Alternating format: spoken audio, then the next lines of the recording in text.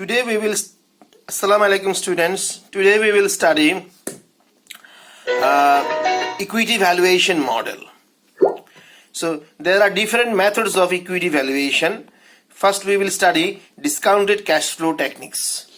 So that means in discounted cash flow techniques, we will discount, or the word discount means getting the present values of the present values. So the word discounted means getting the present values. So discounted cash flow means we have to find out the present value of future cash flows.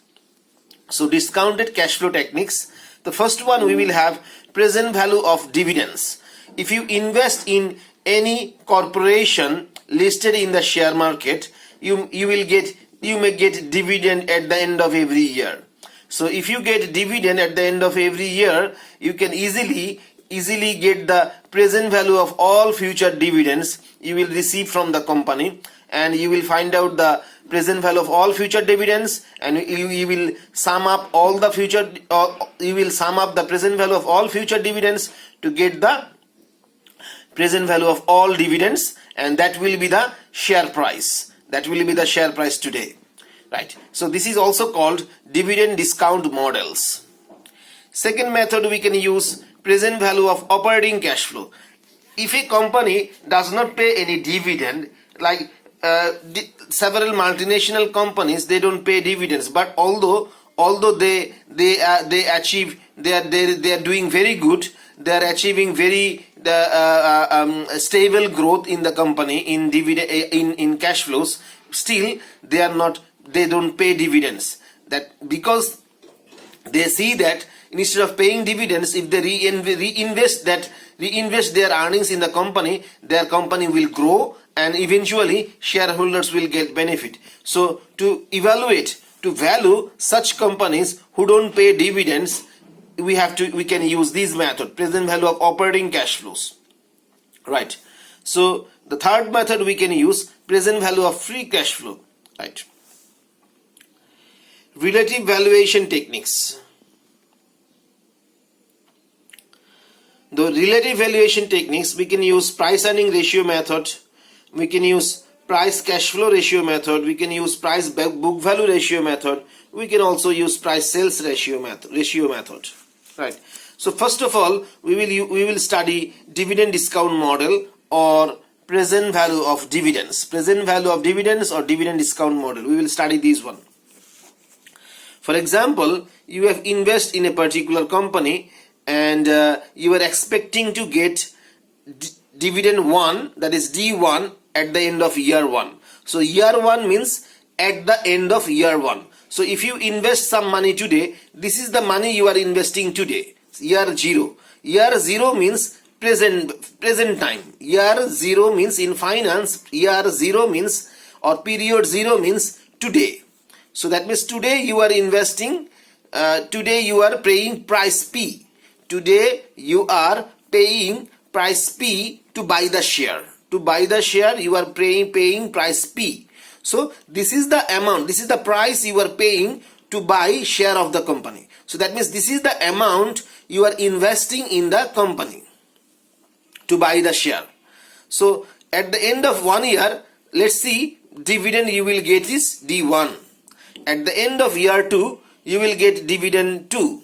At the end of year 3, you will get dividend 3. At the end of year 4, you will get dividend 4, and like that way, you may get dividend till infinite period. If it is a corporation, corporation never actually cease to exist. Corporation, if the corporation is doing very good, if the corporation has sustainable growth, in that case, corporation may exist till infinite period. Because corporation do not need to worry about their successor. Owner of corporation is the shareholder. Shareholder can appoint directors. Directors will run the company. So that means corporation can last till infinite period. So as I said before, to find out the present value, this is the P, or present value of the share. This is the price or share price or present value of the share, right? So present value of the share or present value of all this future, if you calculate present value of this one, if you calculate present value of this one, present value of this one, present value of this one, like that way, if you calculate present value of all future dividends, you will get from your investment. If you calculate all the present values of the future cash flows that you will receive from your investment in share, all the present values of these future cash flows should be equal to the amount of investment that you are making today. So this is the present value of your investment, or present value of, or the price of share. So present value of D1. So we need to calculate the present value of this one, present value of D1. As you know, the formula for present value is F into 1 plus R to the power minus T. As you see, this is year 1. So this is the value that you are calculating. This is the future value. This is the future value. You are calculating the present value. So D1 into 1 plus R to the power minus 1, because this is year 1. So power minus 1. In other way, we can write it also this way. D divided by 1 plus R to the power 1, because if this is power minus 1, so if this one goes in the denominator, power minus 1 will not be there. So this is the other way of writing the same formula. So present value of D2, this is D2 you will get after year 2. So that means at the end of year 2 you will get D2. So same, this is the future value, and we need to calculate the present value of this one. So D2 multiplied by 1 plus R to the power minus 2, because this is year 2. So minus 2. Similarly, you can write this way also. So like that way, you need to calculate present values of all these future cash flows, and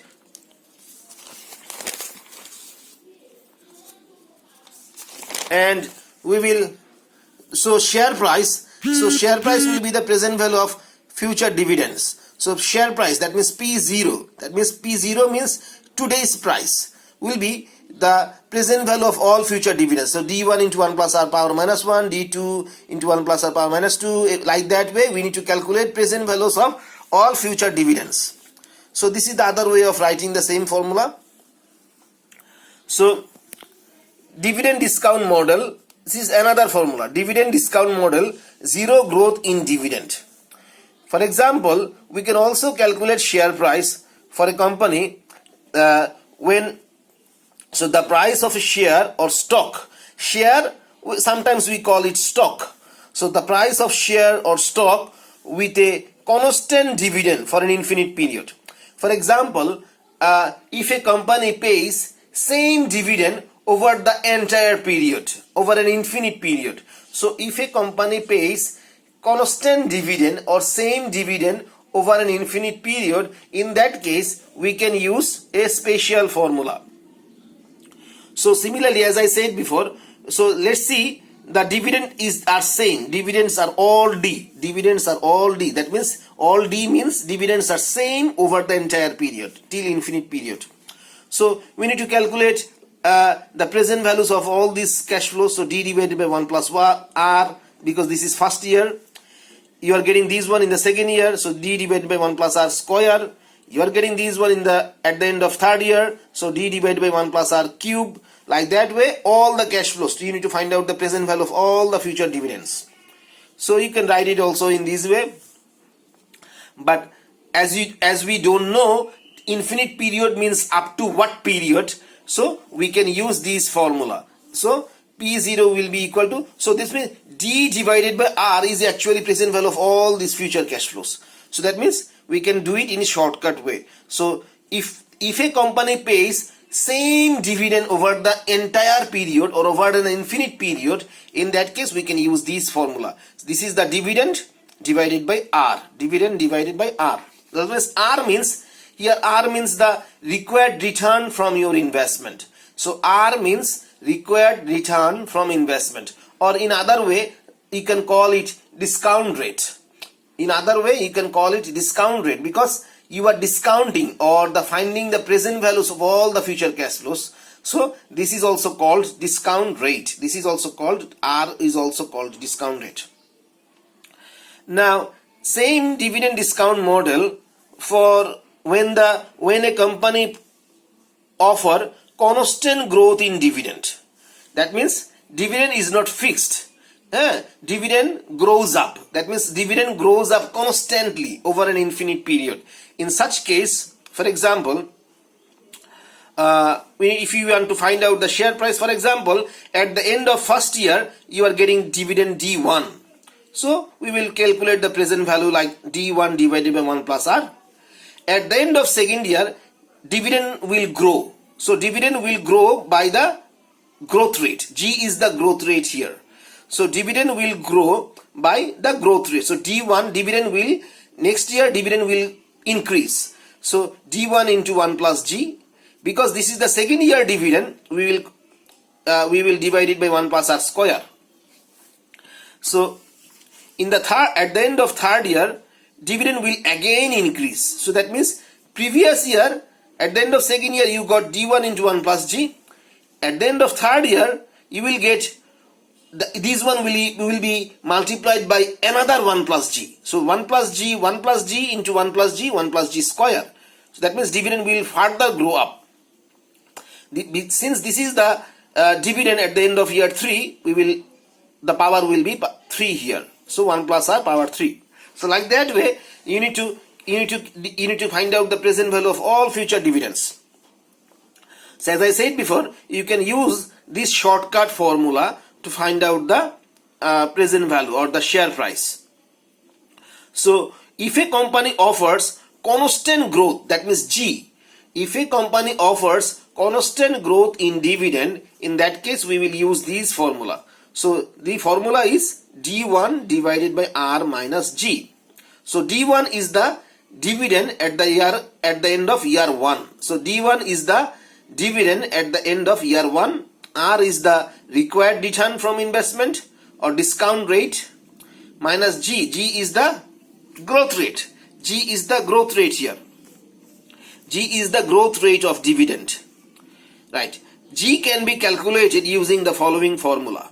So the growth rate can be calculated return on equity, that is ROE, return on equity, that is ROE, multiplied by earnings retention ratio. Earnings retention ratio means like what percentage of earnings is reinvested in the company. That means earnings retention ratio is what percentage of earnings is retained in the company, right? So for example, if a company earns 100 taka, and out of 100 taka earnings at the end of, for example, if a company earns 100 taka in a particular year, and out of 100 taka earnings, they pay 60 taka as dividend. So they pay out of 100 taka earnings, if they pay 60 taka as dividend, so that means 40 taka they are reinvesting in the company, or the 40 taka they are retaining within the company. So 40% is the earnings retention ratio. So 40% is the earnings retention ratio. So that means 60% is the dividend payout ratio. So 100 taka, if the earnings is 100 taka, and out of 100 taka, if dividend is paid 60 taka, so that means dividend payout ratio is 60%, and earnings retention ratio or reinvestment ratio is 40%. So G can be another way calculated. G is return on equity multiplied by earnings retention ratio. So return on equity multiplied by the earnings retention ratio can be written as 1 minus DPR. So 1 minus dividend payout ratio. So let us move to page 3. What we have in page 3? Question number 1. A company promises to pay a fixed dividend of $10 per share. So company promises to pay a fixed dividend of $10 per share. So that means the dividend will be same. Fixed dividend means dividend will be same over the entire infinite period. If your required return from investment is 15%, so required return from investment is 15%, which is R, then how much should you offer to purchase this share? That means how much should you offer to purchase this share? That means you need to find out the share price. So as I said before, required return from investment or discount rate R is 15%. So 0.15. Share price today, that means today's share price you need to find. So as I said before, dividends are same, that means $10, $10, $10 over the entire period. So as I said before, we can use this formula. If a company offers fixed dividend, that means dividend is same over the entire infinite period. In that case, we can use share price or P0 is equal to D divided by R. The present value of dividends, P0 is equal to D divided by R. So here dividend is $10, required return is 0.15, that is 15%. If you divide, the share price should be, the fair price or the share price should be $66.667. Right. So let's see what we have in question number 2. Question number 2. Mr. Kalam is planning to purchase some shares of a company considering to hold on the investment up to 5 years. That means Mr. Kalam is planning to purchase some shares of a company and considering to hold on the investment up to 5 years. So that means Mr. Kalam is considering to purchase some shares today, but he will sell those shares after 5 years. He is expecting to receive following cash flows from his investment per share. Right. So he is expecting, whenever you invest some money in a company or invest some money in shares, definitely you invest with some expectation that you may get this much return or this much cash flows from your investment. So similarly, Mr. Kalam is expecting to receive following cash flows. So at the end of year 1, so that means at the end of year 1, he is expecting a 20 taka dividend. At the end of year 2, he is expecting 27 taka dividend. At the end of year 3, he is expecting 35 taka dividend. At the end of year 4, he is expecting 42 taka dividend. At the end of year 5, he is expecting 45 taka dividend per share. These are all dividend per share. And so at the end of year 5, he is expecting 45 taka dividend, and also he is expecting to sell the share. So as I said before, after 5 years he will sell the share. So at the end of year 5 he will get 45 taka dividend, and also after getting dividend he is planning to sell the share at the price of 350 taka. So that means at the end of year 5 he is expecting to be able to sell the share at the price of 350 taka. So the question is asking how much should he pay today to purchase each share to receive 25% return per year. So that means Mr. Kalam wants to find out that if he wants to get 25% return per year over the entire 5 year, so that means if he want to get 25% return per year, and like that way over the entire 5 years, how much should he pay today to buy the share? So that means he need to find out the share price today. Right. So these are the cash flow. At the end of year 1, he is expecting to get 20 taka dividend. At the end of year 2, 27 taka dividend. At the end of year 3, 35 taka dividend. At the end of year 4, 42 taka dividend. At the end of year 5, he is expecting to get 45 taka dividend and 350 taka sales value, resale value. So that means at the end of year 5, he is expecting to receive 45 taka as dividend and 350 taka as the sales value. That means when he will sell the share, he will get 350 taka. So total 395 taka. So as I said before, if you want to find out the share price today, you need to find out the present value of all future cash flows. So these are the future cash flows he is expecting to receive from his investment. So we need to find out the present values of all these cash flows. As you know, present value formula is f future value into 1 plus r power minus t.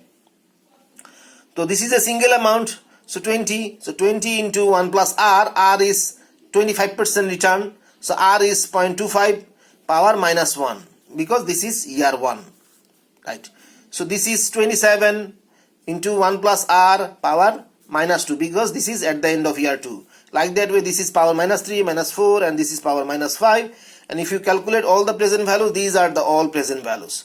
So if you sum up all the present values, The summation is 197.8368. So if we round it up, so 197.84 taka. That means Mr. Kalam should pay 197.84 taka per share today. So that means if Mr. Kalam buy each share of the company at the price of 197.84 taka today, then and after over the entire 5 years, if he gets this much cash flows from the company, that means if he purchased the share at the price of 197.84 taka today, and over the entire future 5 years, if he get this much cash flows from the investment, in that case he will receive 25% return per year from the investment. So now question number 3.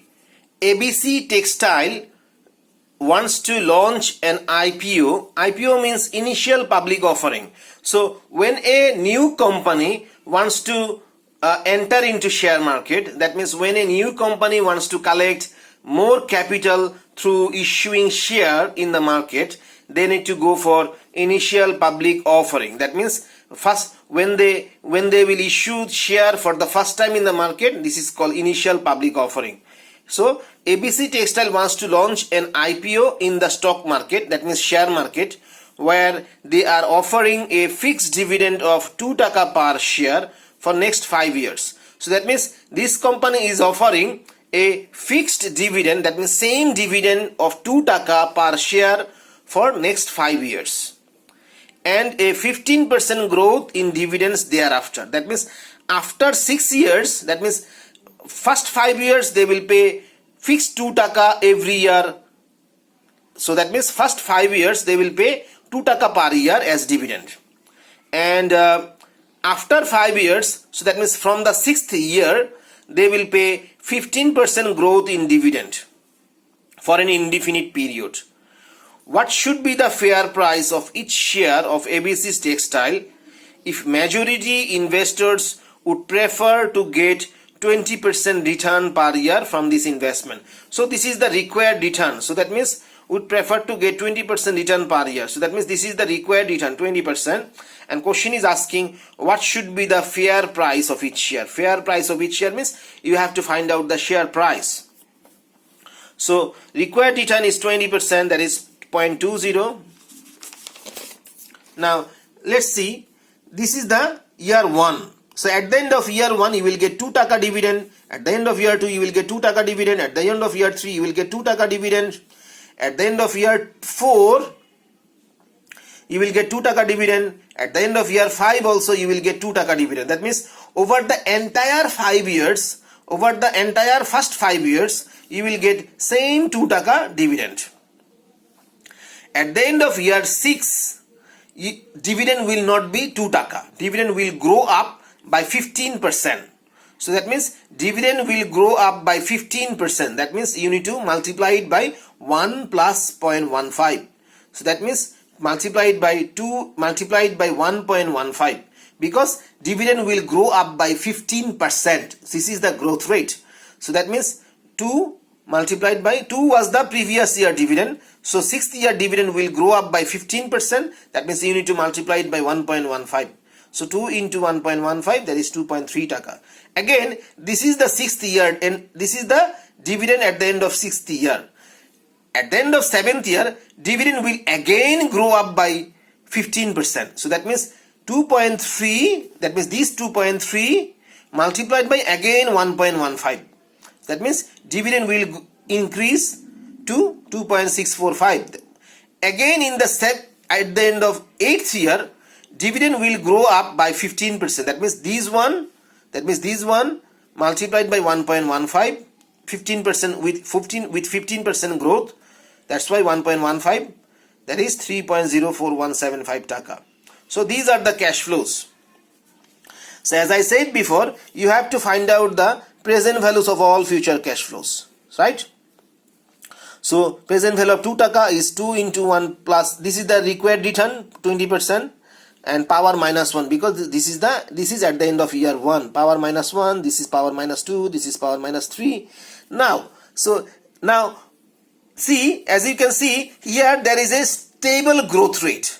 There is a constant growth rate there, right? So when you, as I said before, whenever you see constant growth rate in dividend, in that case, this is a perpetuity formula, growing perpetuity. When there is a constant growth rate in cash flows, when you receive a constant growth rate in cash flows over an infinite period, this is called growing perpetuity. This is called growing perpetuity. So this is growing perpetuity because cash flow or dividend is growing up at a constant rate over an indefinite period.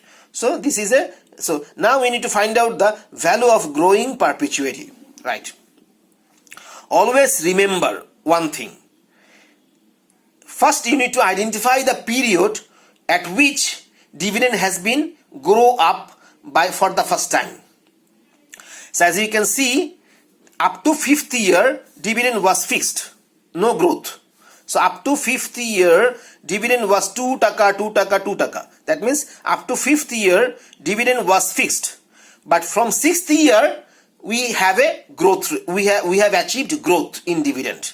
So from the sixth year, we have achieved growth in dividend. So always remember, in growing perpetuity formula, the D1 or the first cash flow is the cash flow before the growth. So that means from the sixth year we have received growth in dividend or growth in cash flow. So previous year's cash flow will be in the numerator. So excuse me. So this is the sixth year. So that means from the sixth year we have received growth in cash flow. So the fifth year cash flow, so fifth year cash flow will be in the numerator for growing perpetuity formula. So these 2 taka will be in the numerator in the growing perpetuity formula. And required return, we know required return is 0.20, 20%. Growth rate is 15%, that is 0.15. So if you calculate, we get 40 taka. So for growing perpetuity, this is the first cash flow. So that means growing perpetuity, cash flows of growing perpetuity starting from fifth period. So we will assume that cash flow of growing perpetuity is starting from the fifth period. So this period, that means from this sixth period we are getting growth, but we will assume that the growing perpetuity starts from that means cash flows of growing perpetuity, cash flows from growing perpetuity starts from the previous period, that means fifth period. So, right? So if you calculate the present value of all these growing perpetuity over an infinite period, so growing perpetuity, cash flow of growing perpetuity starts from fifth period. So if you calculate present value of this growing perpetuity over an infinite period, present value will come at period 4. So that means this 40 taka, when you calculate value of growing perpetuity using this formula, this 40 taka will come in fourth period. That means growing perpetuity, cash flow of growing perpetuity starting from fifth period, but the present value will come in fourth period. That means one period behind. So I'm saying again, for shortcut, we can assume it like this way. So from sixth period, we are getting growth. So that means fifth period cash flows will be in the numerator. And after calculation, whatever value we will receive of whatever value of growing perpetuity we will receive, this one will appear in the fourth period. So that means from the sixth period we are getting growth, fifth period cash flow will be in the numerator, and calculated value will be in the fourth period. That means 2 period behind.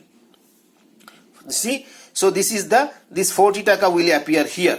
So that means in the fourth period we get 2 taka dividend and value of growing perpetuity is 40 taka. So in total 2 taka plus 40 taka, total 42 taka.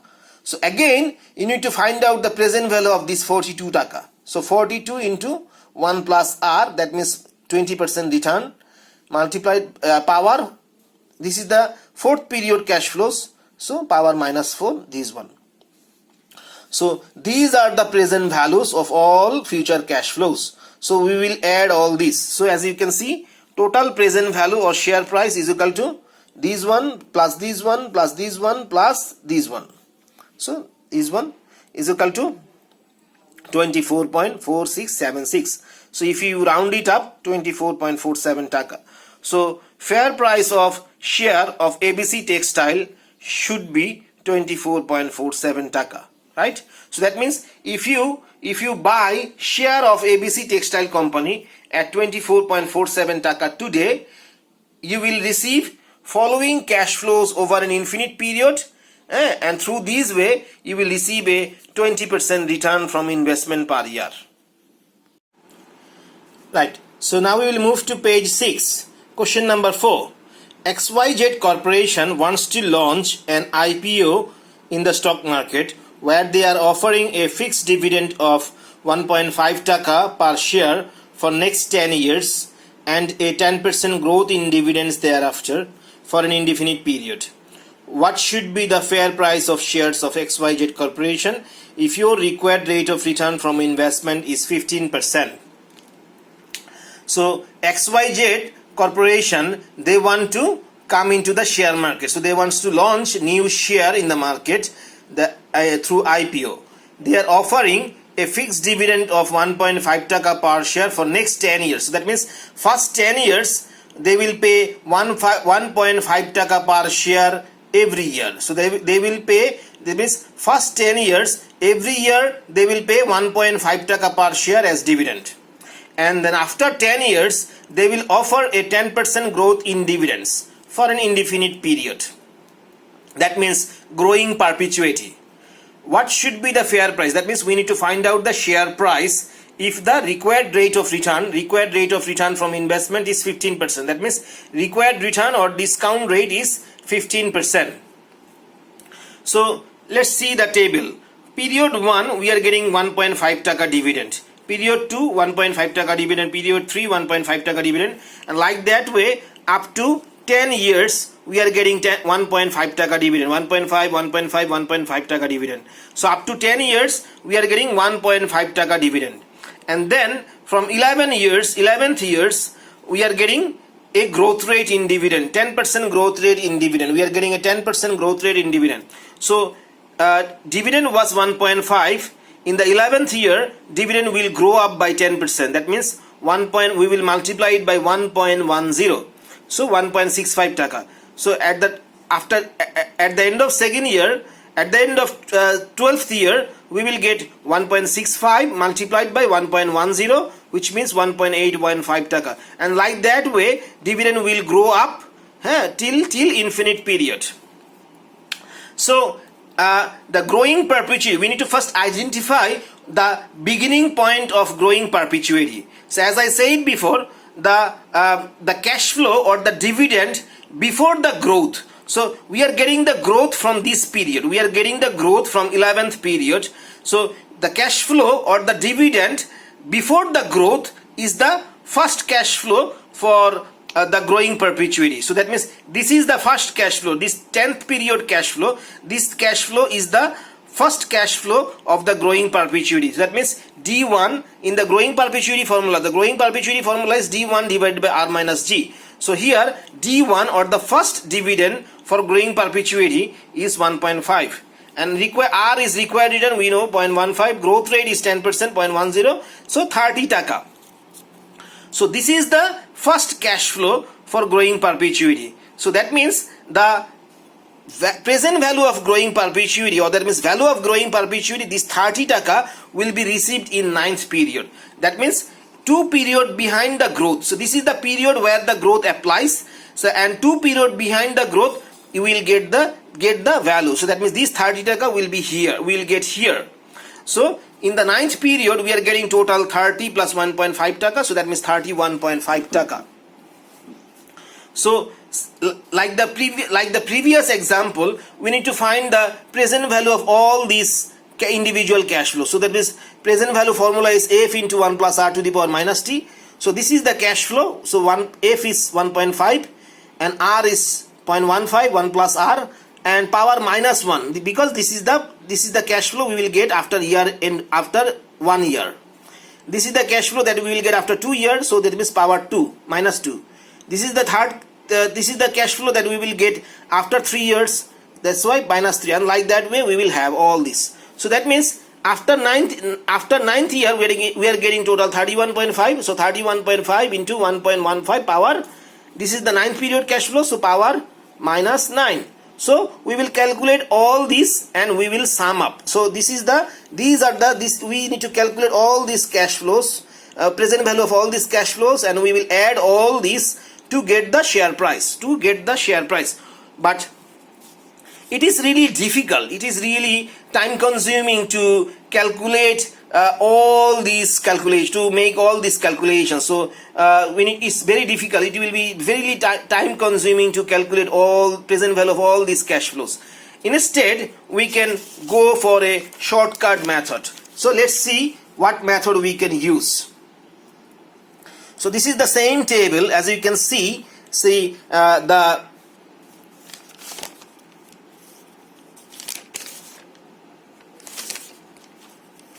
So this is the same table. Period 1 we are getting 1.5 taka, period 2 1.5 taka, and like that way. So this is at the end of 11th period we will get our growth with the growth rate apply. So that means the growth rate will apply. So that means before the growth rate, the cash flow before the growth rate is the first cash flow for growing perpetuity. So as I said before, and if you calculate, you will get this 30 taka. This 30 taka will be transferred to the 2 period behind the growth rate, behind the starting point of growth rate. So that means it will go to 9th period. So this is the first cash flow for growing perpetuity, and this 30 taka present value of growing perpetuity will be in the we will receive in the 9th period. So 9th period cash flow is 31.5. So if you calculate the present value of this one, so 31.5 is the future value, 31.5 plus 1 plus 1 into 1 plus r power -9, because we will get, this is the cash flow we are getting at the end of 9th period, so power -9, right? Now these are the same cash flows. As you can see, only this one was 31.5, but this one is 1.5, this one is also 1.5, this one is also 1.5, and like that way from 1 to 8th period we are getting same cash flows. So we can calculate present value of all these individual cash flows, or else or we can go for annuity formula to find out the present value of all these 8 cash flows altogether. These are the all same cash flows. So this is all 1.5, this is also 1.5, and like that way from period 1 to period 8 we are having same cash flows. So that means period 1 to period 8 we are getting same cash flows. So we can use annuity. Instead of calculating present value of all these individual cash flows, we can calculate present value of all these 8 cash flows through annuity formula. So as you know, present value of annuity formula is C by R into 1 minus 1 plus R to the power minus T. So here all these cash flows are same, 1.5, 1.5, 1.5. So we are getting these same cash flows at the end of every year. So that means C is the 1.5 divided by R is required return, that is 15%, 0.15, 1 minus 1 plus R, that is 0.15 power. How many cash flows we are having here? We are having same amount of 8 cash flows. We are having same amount of 8 cash flows. So power will be -8, right? So if you calculate, we are getting 6.73098 taka. So this is the present value of all these 8 cash flows. So this is the 6.73098 taka. This is the present value of all these cash flows. So we have already got present value of all these cash flows here, and present value of this 31.5 taka is 8.95427 taka. So that means we need to add this one with this one. So total cash present value of all cash flows is, that is share price is 6.73098 taka plus 8.95427 taka, that is 15.685 taka. That is, if we round it, that means share price should be 15.67 taka. Let's move to page 8. Question number 5. XYZ Corporation wants to launch an IPO in the stock market where they are offering a dividend of 2.5 taka after 1 year and a 5% growth in dividends thereafter for an indefinite period. What should be the fair price of shares of XYZ Corporation? That means we need to find out the share price. And if your required rate of return from investment is 25%. So this is the required return, that is R is 25%. So let's read out the question again. XYZ Corporation wants to launch an IPO in the stock market. That means they wants to come in the stock market. So where they are offering a dividend of 2.5 taka at the end of year 1. That means after first year, at the end of first year, they will pay 2.5 taka dividend and a 5% growth in dividend thereafter. That means from the second year we will start having the growth. That means at the end of first year we are getting 2.5 taka dividend, and from second year, at the end of second year we will get growth. So that means dividend will grow up by 5%. So that means 2.5 into 1 plus 0.05, 5% growth rate. So that means 1.05. So 2.5 into 1.05, which is 2.625. So at the end of third year, we will get growth again from this one. So 2.625 multiplied by 1.05, 2.756. And like that way, dividend will grow every year. Dividend will grow at the end of every year till infinite period. So this is a growing perpetuity example. So as I said before in the previous problem, growing perpetuity,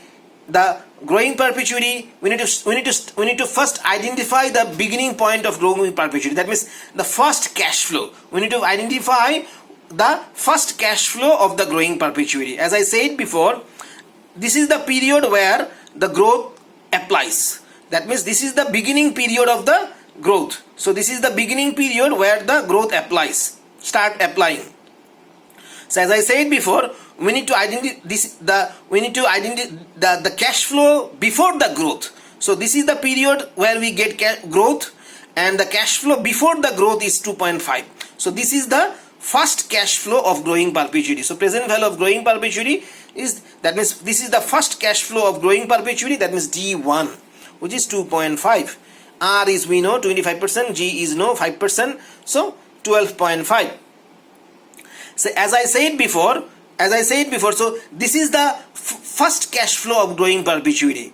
So the present value we will get the present value at period 0. That means one period behind the cash flow. So that means we will get the present value directly at period 0, which is present. So period 0 is the present period. So that means this value will be received at period 0. That means 2 period behind the growth rate. So that means 2 period from where the growth rate start applying. So that means period 0. That means this value will be received directly at present or period 0. So that's the end of this question. That means share price should be 12.5 taka. Right. So now we will move to question number 6. Page 9. ABC company is run by an entrenched management that insists on reinvesting 60% of its earnings in projects that provide an return on equity of 10%. That means this company is reinvesting 60% of its earning. That means if the earning is 100, that means if they make net profit 100 taka at the end of every year, they will reinvest 60 taka and they will pay 40 taka dividend. So that means if they make 100 taka net profit every year, so out of 100 taka they will reinvest 60 taka, or they will retain 60 taka in the company and they will extend 40 taka as dividend.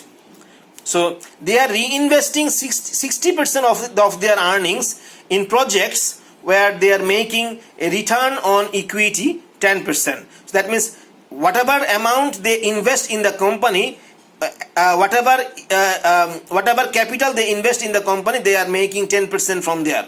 That means return on equity. That means shareholders or equity holders, they are making 10% gain from the company. That means return on equity is 10%, right? So that means the capital invested by the shareholders, is called equity, and return on equity is 10%.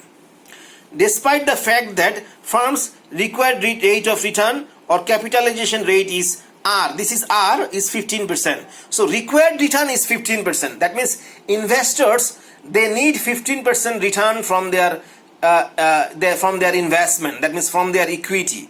But company is generating only 10% return from the project, from the business. That means the business is not doing very well. That means business is not able to fulfill the required rate of return of investors. The firm's year-end dividend will be $2 per share, paid out of earnings $5 per share. That means the company is making $5 earnings per share. This $5 is the earnings per share. That means the firm's year-end dividend will be $2. That means year-end dividend, the company is making a year-end dividend of $2 per share. That means this is the dividend per share. Paid out of earnings per share $5. That means out of $5 earnings per share, they are paying $2 per share. That means 40%. And the remaining $3 is reinvested in the company. Find the fair value of the stock. That means we need to find out the fair value of stock. That means share price. What is the net present value of growing opportunity? This is another question. Why would such a firm be a takeover target for another firm?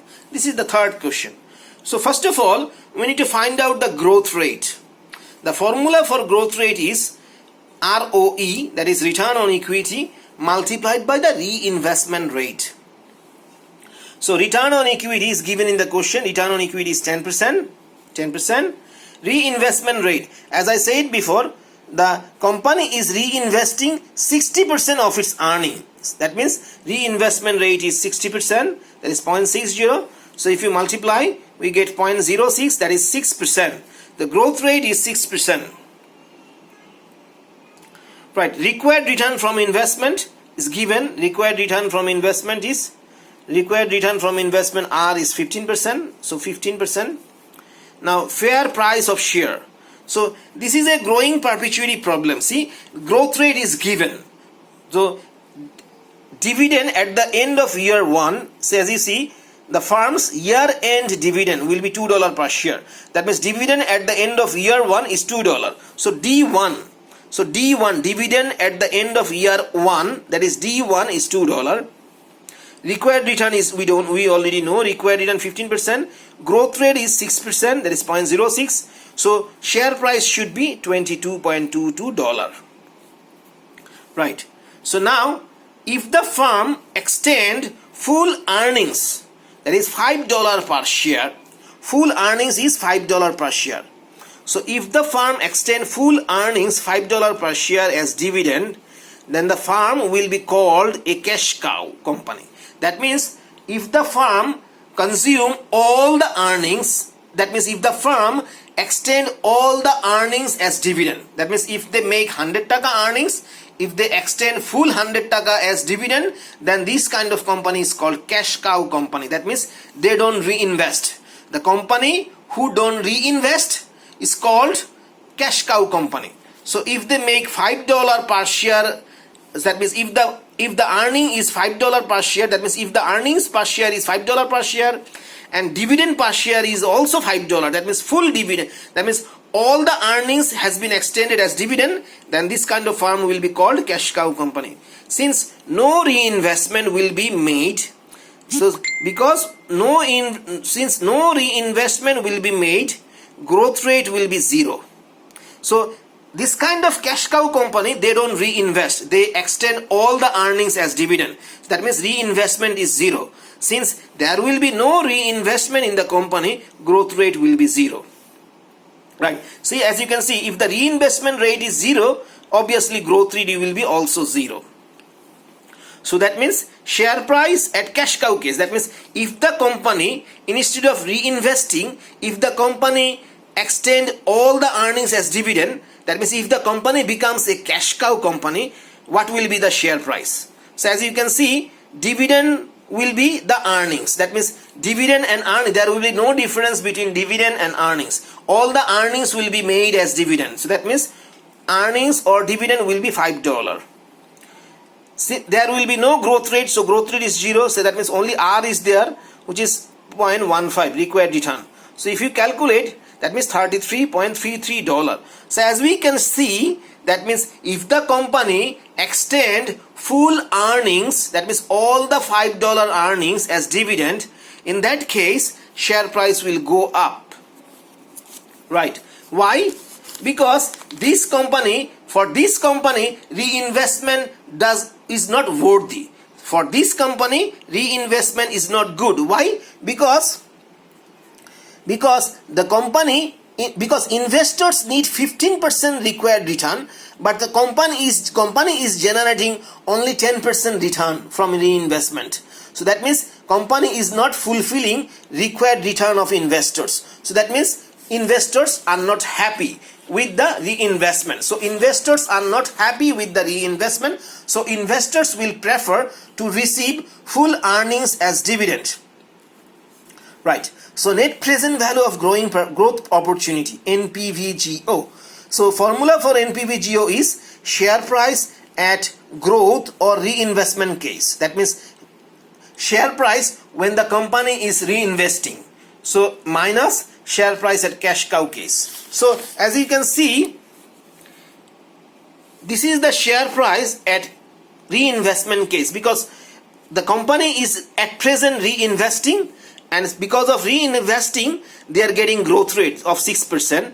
So because of that, share price is $22.2. So that means this is the share price at reinvestment case. So this is the share price at reinvestment case. And now the share price at cash cow case. That means this is the share price at cash cow case. That means if they go for 100% dividend. So this is the share price at cash cow case. So this is the share price at cash cow case. So if we calculate, we can see net present value of growth opportunity is minus $11.11.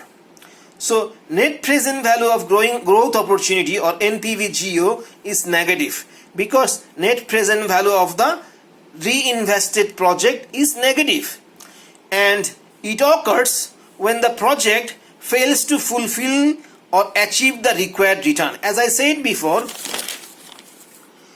required return for investor is 15%, but the company is generating only 10% from reinvestment. That means company is not able to generate or fulfill the required return of investors. That means company is failing to fulfill the required return of investors. That means investors are not happy. So investors are not happy. Investors will prefer to receive. Investors are not happy with the reinvestment, so they will prefer to stop reinvestment and get all the earnings as dividend. Right. So the firm's required return is 15%, whereas the project is generating 10% return on equity. Such a firm would be subject to takeover, because another firm could buy the firm for the market price of $22.22. At present, the share price is $22.22. But if the company goes for cash cow, that means if the company extend all the earnings as dividend, the company's share price would be $33.33. So that means if the company extend all the earnings, that means 100% earnings as dividend, the share price will increase by $11. That means it will become $33.33. That means share price will increase by $11.11. So such a firm would be a takeover target, because another firm could buy the firm for the market price of $22.22. That means another firm could buy maximum, that means 51% share of the company at $22.22 per share, and take over the control of the company and make a change in the reinvestment policy. That means they will only go for cash cow policy. That means they will extend all the earnings as dividend, and by doing that, their share price will become, when they do that, share price will become $33.33. That means they will make a net gain of $11.11 per share. So now we will move to page 11, question number 7. ABC Textiles reinvests 50% of its earnings on growth prospects. So that means reinvestment rate is 50%. That means dividend payout ratio is 50%. Reinvest 50% of its earnings on growth prospects that yields an ROE of 20%. That means return on equity is 20%. Right. If company's year-end projected earnings per share is $10. So this is the projected year-end earnings per share is $10. So that means out of $10 earnings, 50% will be reinvested. That means $5 will be reinvested, and the remaining $5 will be paid out as dividend. So year-end dividend is $5. And your required return from investment is 15%. That means this is R, or required return, or discount rate. Then how much should you offer per share to purchase ABC Textiles share? That means you have to find out the share price. How much would you offer if ABC acts like a cash cow? That means if the company extend all the earnings as dividend, that means if they become a cash cow company, or extend all the earnings as dividend, that means out of $10 earnings, if they pay $10 as dividend, that means if they become a cash cow company, what will be the share price? Calculate net present value of growth opportunity also. So now the solution. Growth rate formula is ROE minus reinvestment plus into reinvestment rate. So this is this one. If you do it, this is ROE 20% is given there. ROE 20%. Reinvestment is 50%. So reinvestment 50% is 0.50. So growth rate is 10%. Year-end EPS, that means earnings per share, that is E1. Year-end EPS, that means year-end, that means at the end of 1 year. Year-end means at the end of 1 year, that means E1 is equal to $10. Year-end EPS is $10. So year-end dividend per share.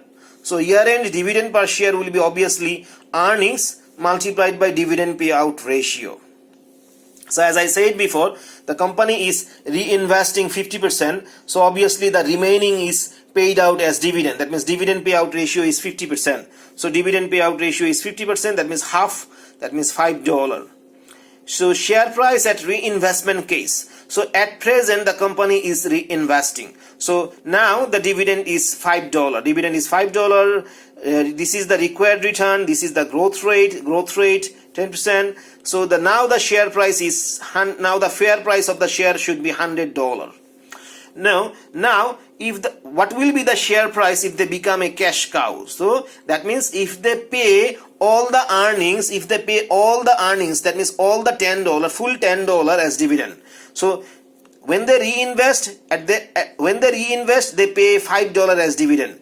So if they stop reinvesting, that means if they pay all the $10 as dividend, in that case, that means no reinvestment, that means growth rate is 0. No reinvestment, that means this one is 0, so that means obviously growth rate should be 0. So growth rate should be 0, that means this one should be 0, only R will be left, that means 0.15. So 10 divided by 0.15, which is 66.667. Right. So now, net present value of growth opportunity, NPVGO. We know the formula is NPVGO is share price at reinvestment case minus share price at cash cow case. So share price at reinvestment case is 100, share price at cash cow case is $66. So the NPVGO is $33.333. So as you can see, NPVGO, net present value of growth opportunity, is positive here. Why? Because the company is generating 20% return on equity, whereas the required return from the project is 15%. So that means required return of investor is 15%, whereas they are getting investors are getting 20% return from the project. So that means projects are, that means reinvestment project is fulfilling the required return. The reinvestment project is fulfilling the required return. That means they are getting 5% more than the required return. So that means this is a that means investors will be happy to reinvest in the company. So that means NPVGO is positive. Right. So next question number 8. Beximco Pharmaceuticals follows a dividend payout policy of 40% on its earnings. So dividend payout ratio is 40%. That means they pay 40% of the earning as dividend. So that means 60% of the earnings they reinvest. That means reinvestment rate is 60%. Dividend payout ratio is 40%. That means they pay 40% of the earning as dividend. Remaining 60% is reinvested. So reinvestment ratio or reinvestment rate is 60%. The company has a historical record of achieving an average ROE of 15%. So this is ROE, return on equity. How much should you offer per share if it's projected year-end dividend? That means year-end dividend, that means D1. That means at the end of 1 year, that means D1 should be 200 taka. That means what will be how much should you offer per share? That means what should be the share price if the year-end dividend is 200 taka per share and your required return from investment is 12%. Also, you have to calculate NPVGO. So as I said before, dividend payout ratio is 40% is given there in the question. So reinvestment rate is 60%. The remaining 60% will be reinvested. Growth rate is, as you know the formula already, ROE into reinvestment rate. So ROE is this one, reinvestment rate is this one. So growth rate is 9% or 0.09. Year-end dividend. Year-end dividend is said 200 taka. So that means year-end dividend, that means D1, at the end of 1 year, dividend will be 200 taka. That means at the end of 1 year, that means D1 should be 200 taka. Right. So year-end dividend, D1 is equal to earnings into DPR. That means if the earning is 100 taka and DPR is, dividend payout ratio is 40%, that means D1 should be 40 taka. That means D1 is equal to E1 into DPR. Right. So E1 should be D1 divided by DPR. Right. So dividend D1 is equal to 200. DPR, dividend payout ratio, is 40%, that is 0.40. That means earnings per share or E1, year-end earnings per share or E1 is equal to 500 taka. So share price at reinvestment case is equal to D1 divided by R minus G. So dividend is at present 200 taka. So 200 taka divided by R is 12%. Required return is 12%. And the growth rate is 9%. So 0.09. So the answer is 6,666.67 taka. This is the share price at reinvestment case. That means at this moment.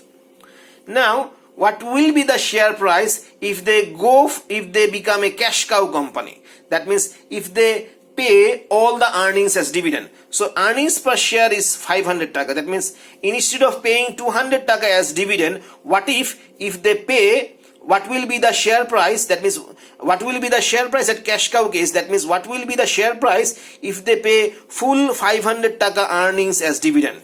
So if they pay full 500 taka earnings as dividend, so in that case, if they pay full earning as dividend, if they stop reinvestment, that means there will be no growth. That means G will not be there, only R will be there.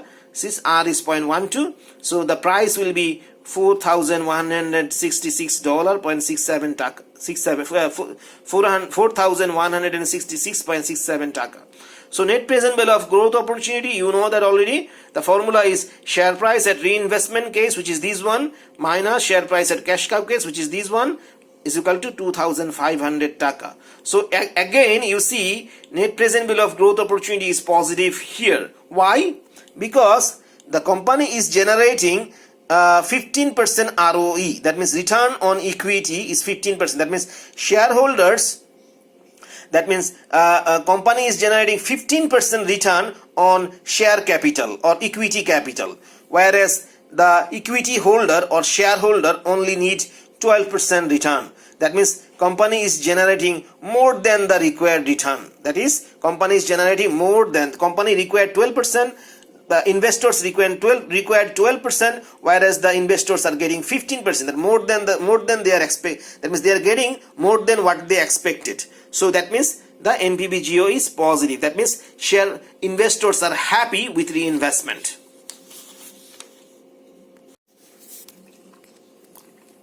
Now we will move to page 13, question number 9. Olympic Industries follows a dividend payout policy of 25%. That is, dividend payout policy is 25%. That means the remaining 75% they are reinvesting. That means they are paying 25% dividend. That means remaining 75% is reinvested. That means reinvestment rate is 75% on its earnings. The company has a historical record of achieving an average ROE of 20%. That means return on equity is 20%. How much should you offer per share if its current EPS is 5 taka? That means current EPS, not year end.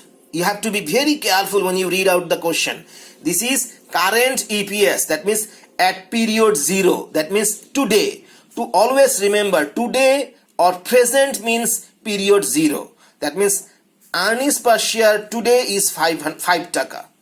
Investors required rate of return is 25%. Explain why Olympic Industries may face a takeover threat from another firm. Right. So reinvestment rate, as I said before, dividend is paid 25%. So reinvestment is 75%. Growth rate, you know the formula already. ROE into reinvestment rate. ROE is 20%. Reinvestment 75%. So growth rate is 15%. Current EPS, that means today's EPS. Always remember, today or present means period 0. So current EPS means E0. So is equal to 5 taka.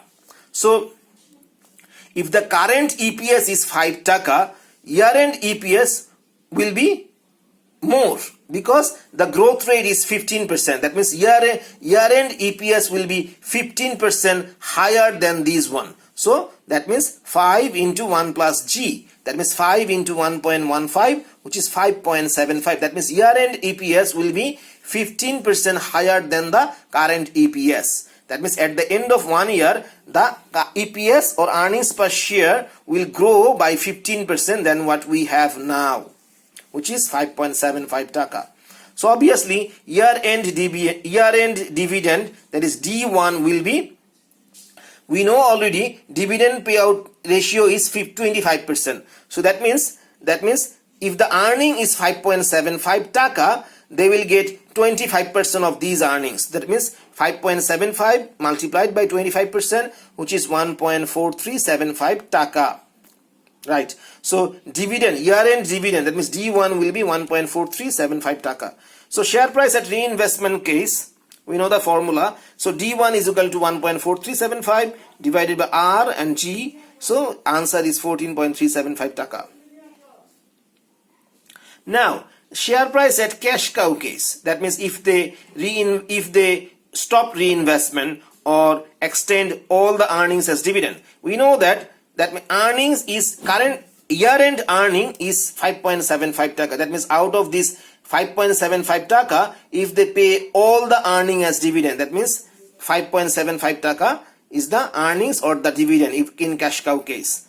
So in that case, if they stop reinvestment, there will be no growth. That means G is equal to 0. So only R will be there, which is 0.25. So the answer is 23 taka. So share price will be 23 taka in cash cow case. So NPVGO is equal to share price at reinvestment case, which is this one, minus share price at cash cow case, which is this one, is equal to minus 8.625. So here net present value of growth opportunity is negative. Why? Because company is generating 20% ROE. That means company is generating 20% return from its share capital, right? But investors need 25% return. So that means investor need 25% return, whereas they are getting only 20% return from the project. That means project is not fulfilling the required return. So that means investors are not happy with reinvestment. So investors will, because investors are not getting 25%, they are getting only 20%, they are not happy, so they will not prefer to reinvest in the company. Instead, they will prefer to have all the earnings as dividend. Right, so that's why NPVGO is negative. So net present value of growth opportunity is negative because Olympics reinvestments project is failing to fulfill investors' required rate of return of 25%.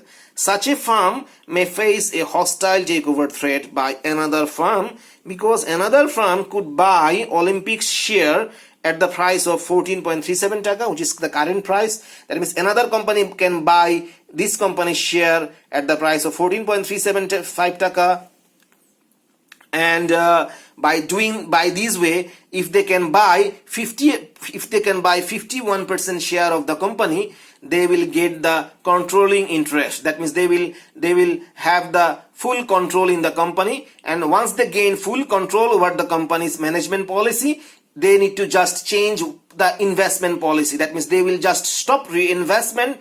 That means they will stop reinvestment, and as soon as they stop reinvestment and go and become a cash cow company, that means extend all the earnings as dividend, the share price will rise to 23 taka. That means they will make a gain of 8.625 taka without any struggle. Right. So that means the firm, by changing its investment policy, that is paid out all earnings as dividend and make a very easy gain of 8.625 taka per share. So now we will move to page 14, earnings multiplier or price earning ratio model of equity valuation. So many investors prefer to estimate the value of common share or stock using an earnings multiplier model.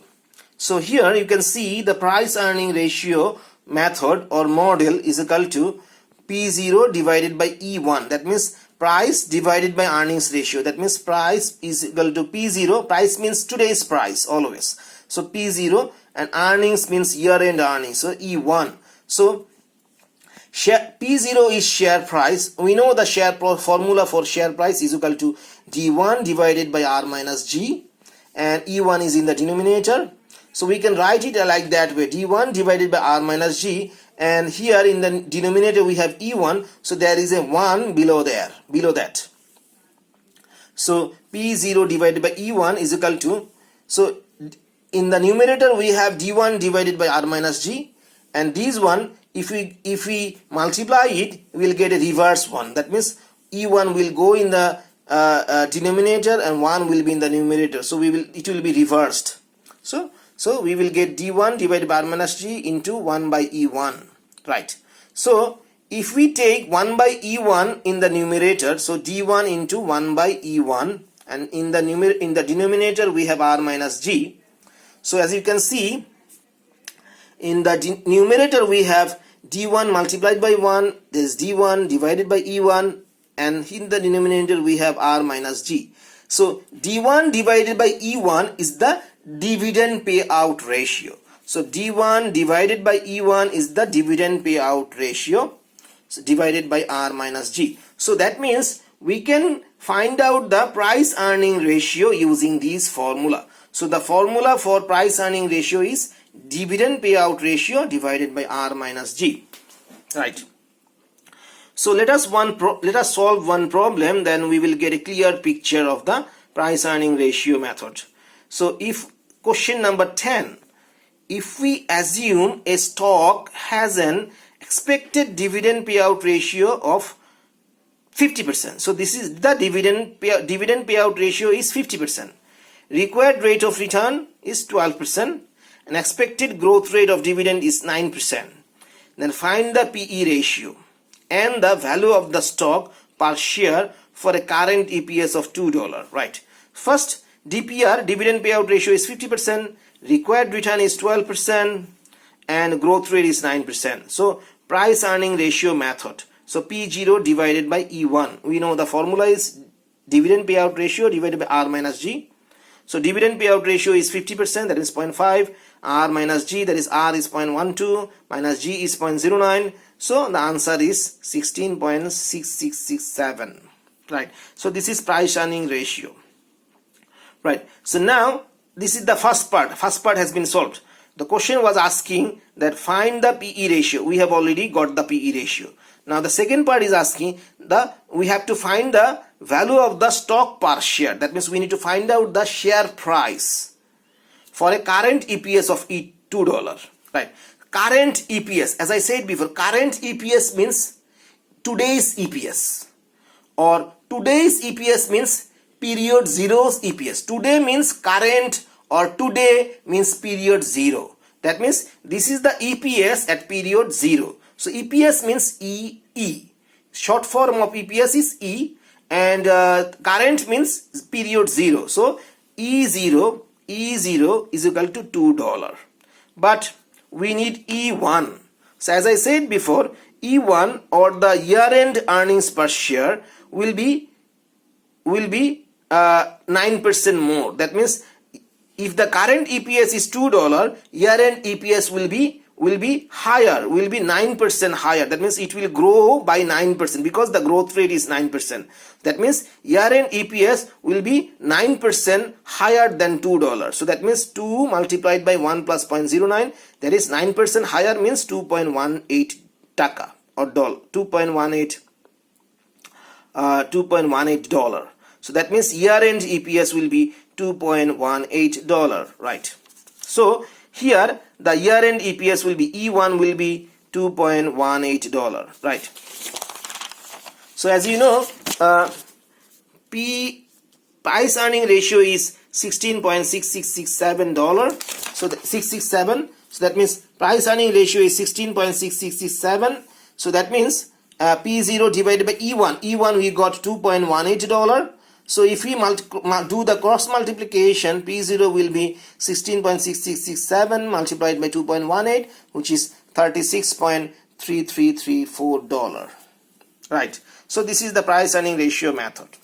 So next we will go to price book value ratio method. From the name itself we can understand the ratio will be price divided by book value. This method is commonly used by banking industry because the book value of banking industry gives a quite clear picture of the book value of the bank. That means book value of the banks is almost as liquid as cash, right? So that means we can use it as to get a very good idea about what can be the share price of banking companies. Price sales ratio method. This method is, from the name itself you can understand, price divided by sales. That means price sales ratio means price divided by sales. When companies do not pay dividend, we can use this kind of relative method to find out the share price,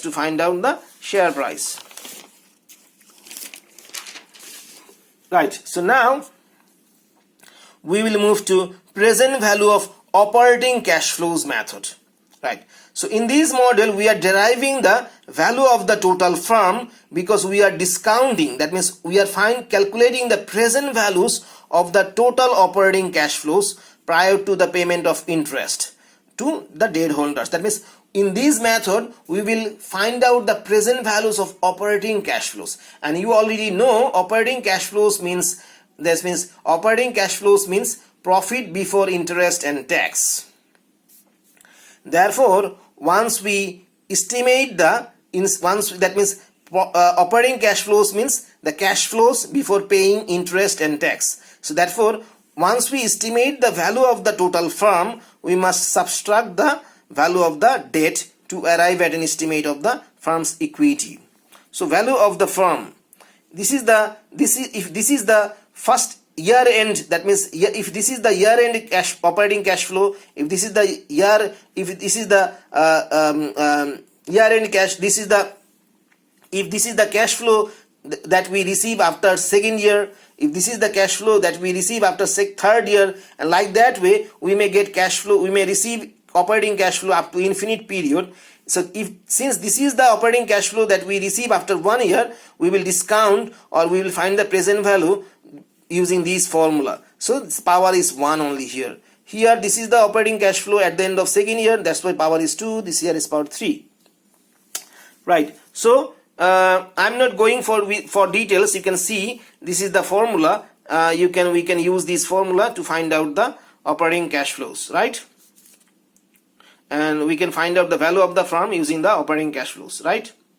Okay.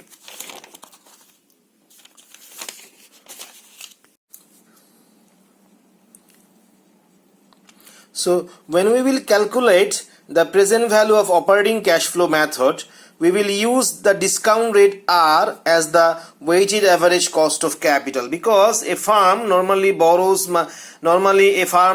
source their capital from debt sources and equity sources both. That means normally a firm finance its capital from getting money from owners, that means owners capital, that is equity capital, and they also borrow money from banks and financial institutions, that is debt capital. So that means cost of debt is also there. That means cost of debt is the interest rate the company pays for borrowing money, and the cost of equity is the required return of owners, that means required return of investors, that is the cost of equity. So that means the weighted average cost of capital is the we need to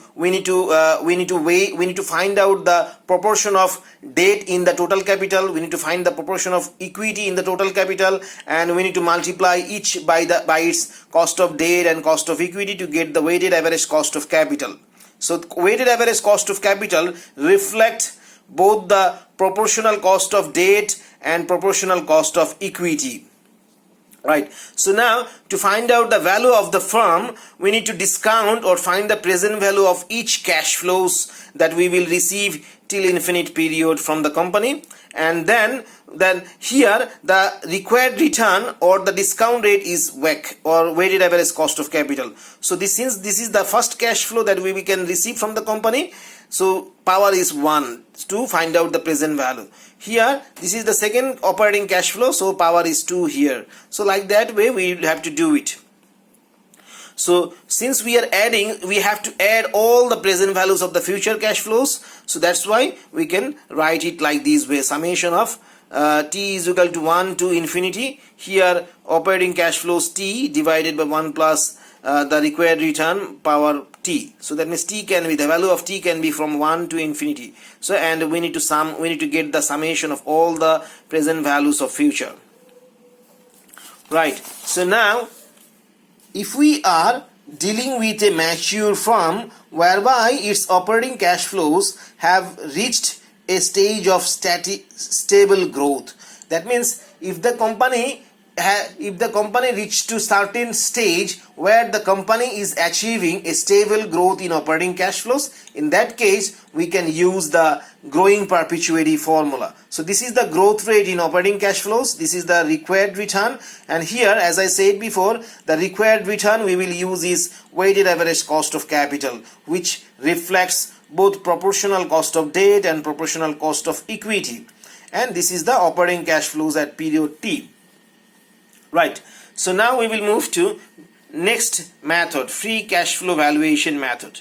So this is an alternative approach to the dividend discount model that values the firm using the free cash flows. So if a company do not pay any dividend, for such companies we can also use this method, right? So this free cash flow is the cash flow available to the firm or to its equity holders net of capital expenditures. So that means we need to net of capital expenditure, that means we need to deduct net capital to find out the free cash flow. So this approach is particularly useful for firms that pay no dividends, for which the dividend discount model would be difficult to implement. So one approach is to discount or find the present value of the free cash flow for the firm. So when we will find the present value of free cash flows to the firm, we will get the value of the firm. So that right. So after that, to find out the find out the value of equity to find out the value of equity, we need to deduct the value of the debt from the value of the firm. So let's see an example. Firm value. So we can get the firm value using this formula. So this is the free cash flow at period T divided by 1 plus R. So here the required return is, as I said before, we will use weighted average cost of capital multiplied by powered by T. So here T will be equal to 1 to M period. So right. So the value of T will be from 1 to M period. And after that we need to add another term which is VM. That means this is the VM is the terminal value. VM, where VM is the terminal value. That means VM is the terminal value. That means if we assume that after a certain period of M, the company will reach to a level where the company will achieve stable growth in free cash flows. In such case, we will have to find out the terminal value of the firm. So since the terminal value will be received at M period, we need to find out the present value of that value today. So the terminal value we can get it from this formula. So free cash flow at M plus 1 period divided by R minus G. So R, as I said before, we use weighted average cost of capital as the required return minus G. Value of equity. Value of equity will be firm value. That means this is the firm value or value of firm minus the value of debt. So to find out the value of equity, we will use this formula. So right. So now we will move to page 18. So another approach is to focus from the start, so that is from the beginning, on the free cash flow to equity holders. So here we are studying, this chapter is about equity valuation. So that means we need to find out the value of equity, not value of firm.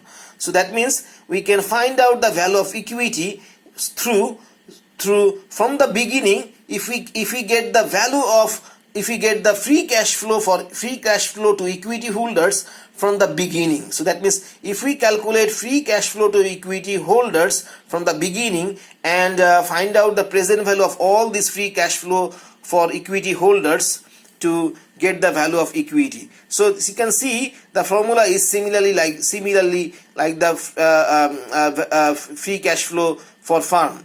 So here again, this is the free cash flow to equity holders at T period divided by, here since this is the, here we are getting the, here in using this formula we will get the value of equity directly. So that's why we don't have to use weighted average cost of capital. So we can use only cost of equity, that means required return by equity holders. So 1 plus RE is the required return by equity holders or cost of equity powered by T. So here T, the value of T is from 1 to capital T period. So we are assuming that after a certain period of capital T, the company will achieve a stable growth in free cash flow to equity holders. So that means VT is the terminal value of equity. So as I said before, this terminal value will be received at period T. So that means we have to find out the present value of this terminal value also. So we can use this formula. So terminal value of equity, this VT will be equal to the free cash flow to equity holders at T plus 1 period. That means next period divided by R minus G. So here, as I said before, R will be the cost of equity minus G. So now let's see what is free cash flow for the firm. So free cash flow for the firm is equal to earning before interest and tax, that means operating cash flow. So this is the earnings before interest and tax, that means operating cash flow, multiplied by the 1 minus TC, means corporate tax. So that means we need to multiply operating cash flow by the tax savings that we will get. Right. That means, and then we will have to add depreciation back. That means depreciation of that particular year. Depreciation is a non-cash expense. So that's why this is cash that for depreciation. I mean, there is no cash is going out from the company. That means this amount depreciation, this amount of cash flow still remains within the company. So this cash flow is available to the equity holders. So we need to add it back. Minus capital expenditures. So capital expenditures, if you buy any capital machineries or land or anything, so this capital expenditures, that means when you buy some capital or any machineries or assets or any kind of things, cash is going out. That's why you have to deduct that part. And then you have to deduct increase in net working capital. That means if you buy any inventories or like any supplies, in that case you have to deduct that one also, because some cash flows are going out. Right, so this is the free cash flow for the firm. So using this formula, we can get free cash flows for the firm. Now, let's see how we can get free cash flow to equity holders. So to get free cash flow to equity holders, we need to calculate first free cash flow for the firm. That means FCFF minus interest expense. That means we need to pay some interest. We need to pay some interest for the debt. That means for the loan that we acquired to finance the business. So that means you need to deduct the interest expense, and also you need to consider the tax savings that you will make. And then you need to add increase in net debt. That means if your debt is increasing, that means if you get more cash flow through increasing in net debt, that cash flows will belong to the equity holders, because equity holders are taking risk for the entire debt of the company, right? So that's why the cash flows that you will acquire through getting more debt, that cash flow should be added here. So this is the formula that we will use to get free cash flows to equity holders. So that's the end of equity valuation chapter.